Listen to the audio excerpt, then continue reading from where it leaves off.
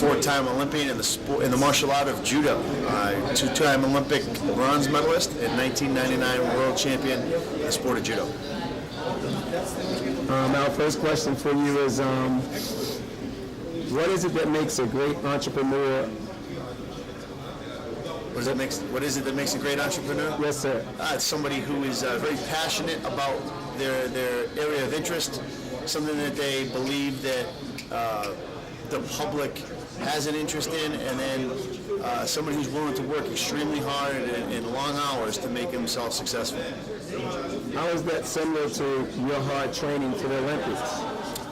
I think in sport, as in life, you're going to have many ups and downs. If you have a goal in mind, it's not going to be an easy road to reach that goal, but it does require an extreme amount of hard work, discipline, work ethic, and the ability to overcome obstacles. You know, when somebody presents you with an obstacle, you need to be able to really refocus and work hard to get past that point so that you can move on and get yourself better. Now, during the times when you had to train for the Olympics, what do you say were some of the best workouts? Could it be the times when you didn't want to go to the gym, or was it the times that you loved going to the gym? Well, you know what? I think that in my career, and it spanned a long time. I started competing when I was 5 years old, and I retired when I was 34 years old. In that whole amount of time, some of the most memorable experiences I've had were actually when I got an opportunity to train and travel overseas and compete against the best guys and work out with the best guys in the world.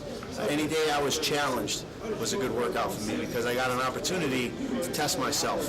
And that really motivated me in training when I was up against good opponents, and it made me be my best.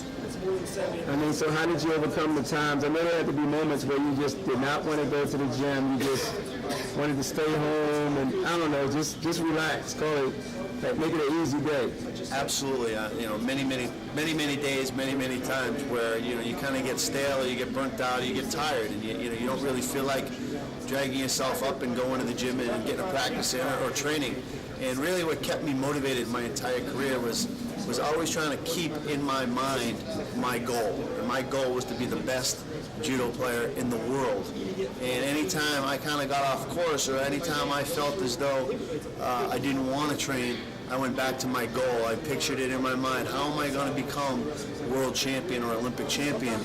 And if I pictured in my mind myself stepping up on that podium, that was the positive reinforcement. That was the motivator that got me off the couch or got me into the car and got my butt to practice. So at this level, at this point in your life, if you want to be remembered by something that you contribute to the world as a martial artist, what would you like people to remember you by? Well, in terms of my own persona, I want to be remembered as somebody who was very dedicated, hardworking, committed to excellence, and who was the best and most decorated judo athlete of all time. That's my personal memory. However, I would rather be known as somebody who contributed back to my sport and made it and created a legacy of future champions and really brought judo into the forefront and made it a very visible sport where lots of young kids are participating and it becomes a household name as a result of the efforts and work from Jimmy Pedro. From doing our martial mixtapes, what's the question? What did you think about the movement and the things that we're trying to do to educate the general public about the values of martial arts? I think, number one, I think it's terrific that you're incorporating both music and martial arts together because, as you know, a lot of folks you piqued their interest with the music. It's something that they enjoy every day. It's part of their culture. It's part of their life, and they love it. So to take that element and combine martial arts training with it really just extends something that they already love. You pique their interest with all the nice fancy moves and kicks and athleticism and acrobatics that the martial arts brings, and you're going to enable these kids to be exposed to the discipline of the arts, the culture of the arts, the respect, the confidence, the feel-good feeling that you get from training hard and from accomplishing something. So I think it's a great combination, martial arts, music, and you're really getting them in the door through something they already love. My last question, if you wanted to give some words of encouragement to someone that probably be having a hard time right now and finding it hard to get up and go and live life and make it a worthwhile life, what would you say to them right now? It's, my entire life, I've always had a positive attitude.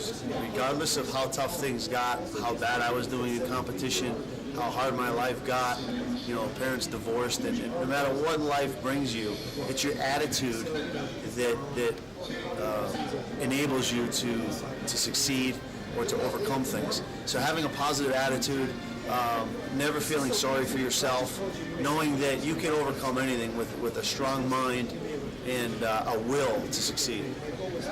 Thank you, sir.